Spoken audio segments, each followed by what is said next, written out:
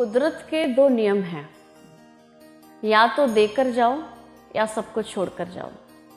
साथ में ले जाने की कोई व्यवस्था नहीं है। आप कितना भी धन कमा लो, कितना भी नाम यश कमा लो, सब यहीं छोड़ के जाना है। आप सोचो कि मैं साथ में लेके जा सकूं, तो ऐसी कोई व्यवस्था नहीं है। दो ही ऑप्शन कुदरत ने हमारे सामने रखे हैं, देकर जाओ या छोड़कर जाओ। या तो ये चुनो या ये चुनो, लेकिन आप साथ में कुछ लेके नहीं जा सकते। ये कुदरत का नियम है।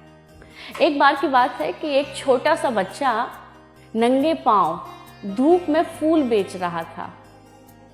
एक सज्जन की दृष्टि उस पर पड़ी। सज्जन ने देखा कि उसके पांव जल रहे हैं। मन में करुणा आ गई। वो पास ही की दुकान से उस बच्चे के लिए बूट खरीद के लेकर आए और उस बच्चे से कहा, बेटा तुम ये शू पहन लो, तुम्हारे पैर जल रहे होंगे। वो बच्चा खुशी से पागल हो गया और तुरंत शूज पहन लिए। और जैसे ही जूते पहने तो बड़ा खुश हुआ, बड़ा आनंदित हुआ और उस व्यक्ति का हाथ पकड़ लिया। और उस व्यक्ति का हाथ पकड़कर वो बच्चा बोला, अंकल आप भगवान है ना? वो व्यक्ति बोला, नहीं बेटा मैं भगवान नहीं हूँ, मैं बस ऐसे ही एक साधारण सा इंसान हूँ, लेकिन तुम ये बात क्यों कह रहे हो? तो बच्चा बोला, अंकल फिर आप पक्का ना भगवान के दोस्त होंगे। वो व्यक्ति बोला, लेकिन कैसे? क्योंकि अंकल आप जानते हैं कल रात मैंने ना भगवान को प्रार्थना किया था, भगवान से अरदास की थी कि ठाकुर जी मेरे पैर धूप में बहुत जलते हैं, आप मुझे बूट ला के दे दो ना।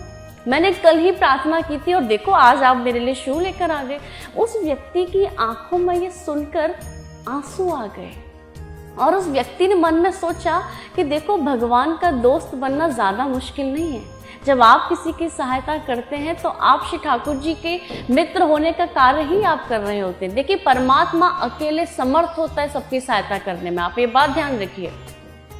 परमात्मा ने सबको बनाया है तो सबकी व्यवस्था भी कर रखी है। वो अकेला समर्थ है सबकी सहायता करने में, लेकिन वो चाहता है कि ये सौभाग्य वो आपको प्रदान करें। तो जब ऐसी स्थिति, ऐसी परिस्थिति आप देखें ना, तो कभी सहायता करने से पीछे ना हटें, क्योंकि जो दूसरों के काम आता है वो ठाकुर जी को बड़े प्यारे होते हैं। इसलिए हमेशा काम आए दूसरों के।